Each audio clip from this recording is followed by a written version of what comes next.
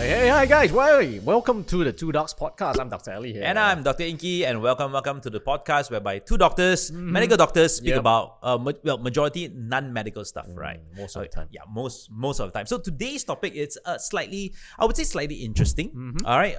It caters for a lot of people. Right? It caters for students. It caters for working class as well. Due to the pandemic, a lot of us were stuck indoors. Right? Yeah.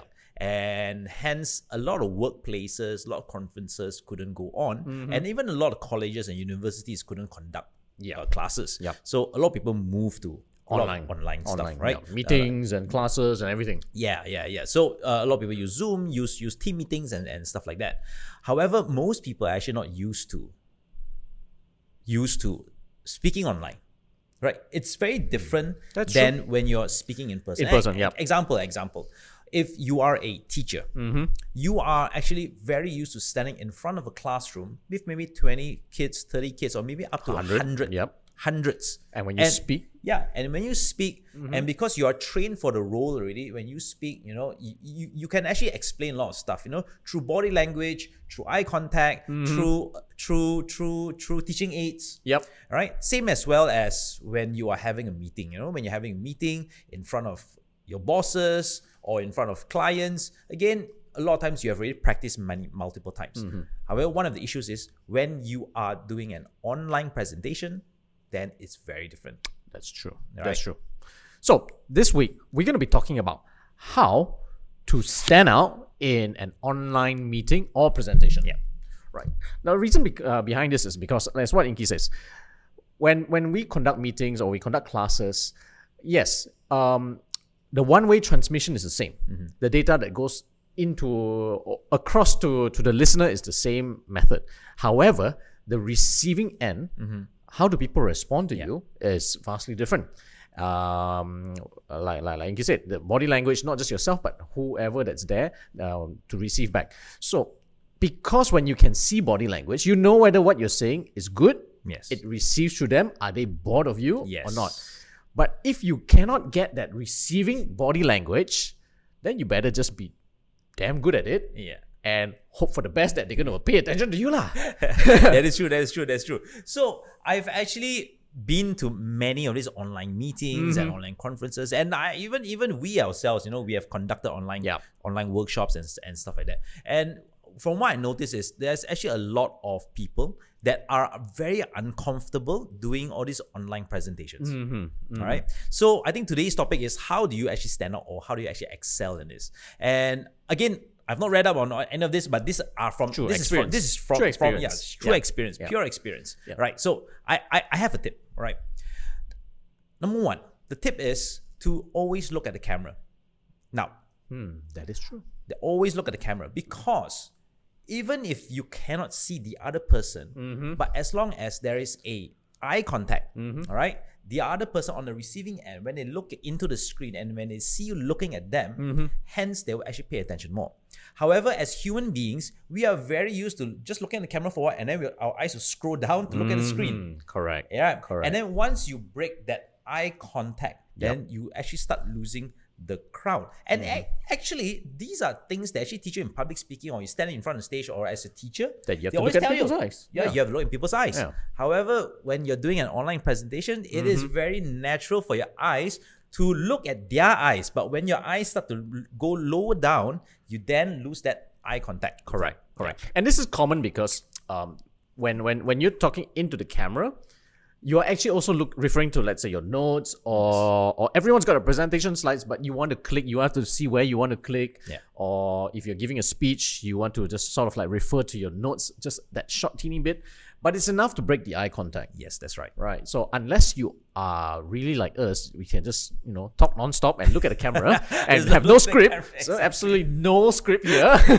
Then you're fine. But if you're not, I would say get a teleprompter. Yes, I would say to get a teleprompter. Now, what's a teleprompter then? So teleprompter basically shows you scripts or lines that you're supposed to say. And then generally, right, it has I don't know, it has reflective mirrors and stuff like that. Yep. Whereby it seems like you are actually so you are actually reading, you're actually reading. But because of the mirror, it actually reflects into it reflects your line of sight. Correct. Yeah, it reflects your line of sight into the camera. So it looks like you're actually looking from the camera. And these are actually stuff that like newscasters use it. Yeah, but of course, yes, it's super high-end stuff. Super high-end stuff. And then there's someone who's controlling the speed and everything. And I reckon there's a way that they can signal and say, hey, faster or slower, But on the budget, you can actually get one of these on Shopee and stuff. I've actually seen it before. And you can actually put your phone there. Yeah. So you have, I think, two segments. One is, of course, it attaches to your camera, whether you're using a DSLR or you're even using your camera phone to do the recording, or even your laptop. So you attach it to the lens, or it stands in front of the lens. And you have one more, which you can use your iPad or your phone to project out onto the teleprompter, and it reflects back. That's what Ingky says. It's just a reflective mirror. It's just that your lens don't see the words, but you can see it. Hence, you're looking directly into the words. You're actually reading, but you are looking into the camera. Yes. So that would be the very good tip number one. Yeah. About trying to focus eye contact. What do you use? I generally don't use anything. I generally just look into the camera and just speak to them. So all the presentation you did for the uni students when we did the mentoring thing was all just Yeah. It was just understanding. Again, it's like no difference than presentation, right? It's just understanding your points, your key points. Of course, you can have certain aids. You can have like cue cards or something like that. A quick one. And one of the good thing about sitting behind a laptop or a computer is you can actually stick sticky notes all around. Yeah. Right. So you can actually just do a quick glance. Just do a quick glance left and right. Look at the points and then look back at the camera again. So yeah, I've actually done that for like government presentations whereby we were pitching for like money. So I would stick notes everywhere, and then I'll just look at the side and then I'll just look back. Or you stick it slightly behind the camera, so it seems like you're actually looking at the person but actually reading from the back. Okay, Matt, this only works if you can talk as much as him. And you just need like, 2 words or 5 words as a point, and okay, you've already prompted yourself to be able to elaborate a lot about it. If you're the type which likes to read long text, or let's say it's really something that you can't memorize and it's very technical and you need to actually refer to this long text, get the teleprompter. Worthwhile investment, and it will make yourself look very, very professional. And if not, at least it does not break the eye contact, which will then get people to focus more on you. Well, second thing is, I would say a very easy tip is clear your background. Oh yeah, that's really important actually. Like for us, it's a fun podcast. Yeah. So you have something fun. We can put whatever we want. But if you are in a proper presentation, again, if you are teaching to students, have it as neutral as possible. If you are pitching for government projects or doing business, again, make it as clean as possible. Yeah, actually, you are right. I think one of the issues that a lot of people have is when they're doing all these presentations and all, of course, you're in the comfort of your own home and you have a lot of personal stuff behind you. And sometimes some of these personal stuff are not that nice or are unsightly for other people. All right, maybe you have like dirty laundry at the back and you forgot to clear it. Or let's say you've had your dinner and then you left a dirty plate at the background. So yeah, always make sure that you have a clean background. And at the same time, I would say choose good lighting. Choose good lighting. Even though you're doing an online presentation and sometimes when you have slides, people are actually looking at your slides. But sometimes people also want to look at you. So you need to have good lighting as well. Most of the time, your laptop does not have enough lighting to actually light up your face. So simple tip is if you have a table lamp, just use the table lamp. Especially if it's in the evening or at night. If you don't want to invest something major, just get a table lamp if you have one.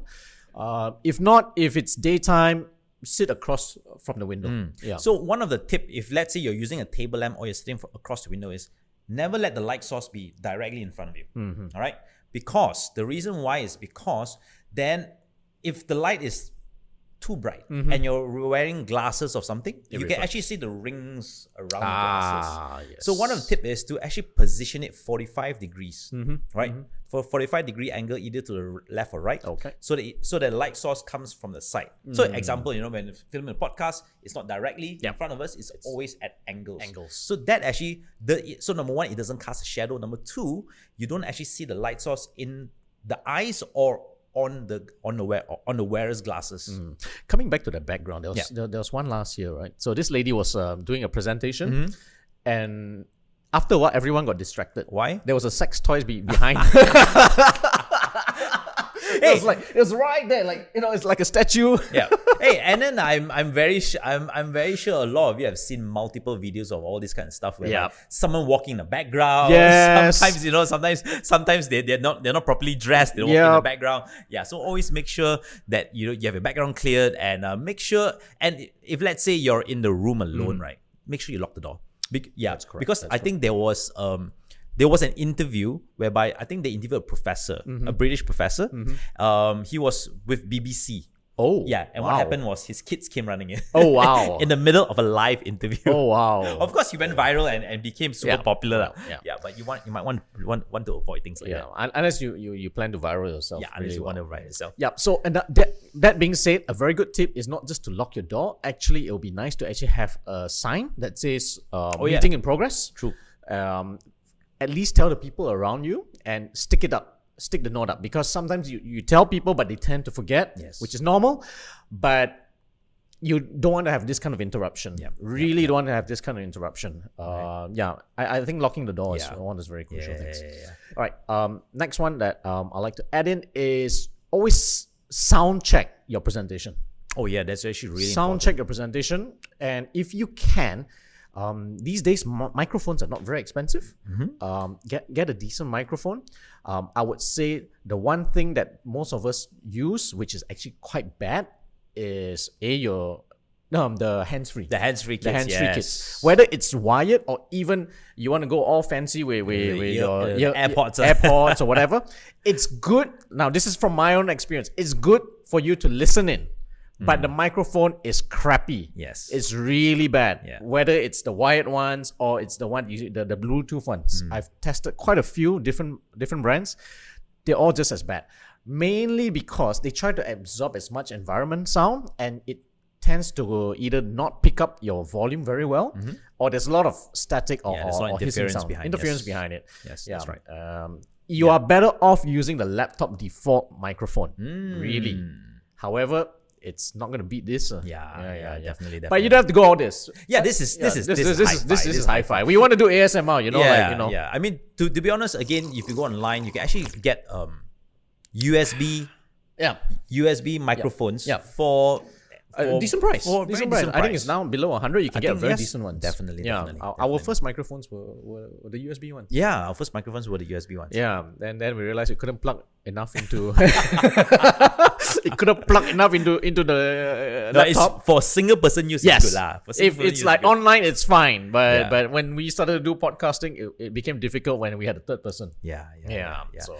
So one last tip before we go, I would say one of the tip is, a lot of times presenters tend to read from their slides. Again, this is not only endemic to online presentations, but a lot of people, when they have slides, right, they tend to just read from the slides. Right. So try not to read from the slides. Right. Try to give brief points, because your slides would have already elaborated a lot of stuff. So you don't have to read word for word. All right. So try not to read from the slides, because again, people can read. People can read. Correct. All right. So let them read, but you just elaborate on certain points. Correct. People get bored. I get bored with my lecturers who read word for word from the PowerPoint presentation. Yes. I get bored. I can read it faster than you can even read it out. And then for that split couple of seconds, I would drift off. The more I drift in and out of concentration, the less I will pay attention after the 10-minute cycle. So if your presentation is going to be 20 minutes, 30 minutes, it's going to kill the focus. Now, the one thing I noticed, this is my final point, is if it's possible, keep it short. Yes, keep it as short as possible. 10-15 minutes, I think it's max. Yes. Yeah, we learned through our podcast too. Yeah. So that's why now our podcast is brief and short. Because right, by the time it hits like a 15-minute mark, 20-minute mark, people just tune off. Correct. And not to mention, if someone is watching you on the phone, their text starts coming in. Yeah, that's right. They probably can give you 10 minutes. True. And after that, they want to check all their messages, after which they might just zone out. That's right. All right. So we hope this couple of tips will help you in getting yourself a bit to stand out more during your online presentation. Online presentations, yeah. And your meetings. Well, you guys, please subscribe onto our YouTube channel. Hit that subscribe button, and also if you can, just give us a couple of thumb ups. Yeah, and then let us know in the comments what other tips we missed out and what are tips that you know. Yes, especially the ones that you've done and you find that it was an amazing point to make yourself more outstanding in your presentation. And with that, we'll be back again next week on our Two Dots podcast. I'm signing out. I'm Dr. Ali. And I'm Dr. Ingky, and have a great weekend. Have a great weekend.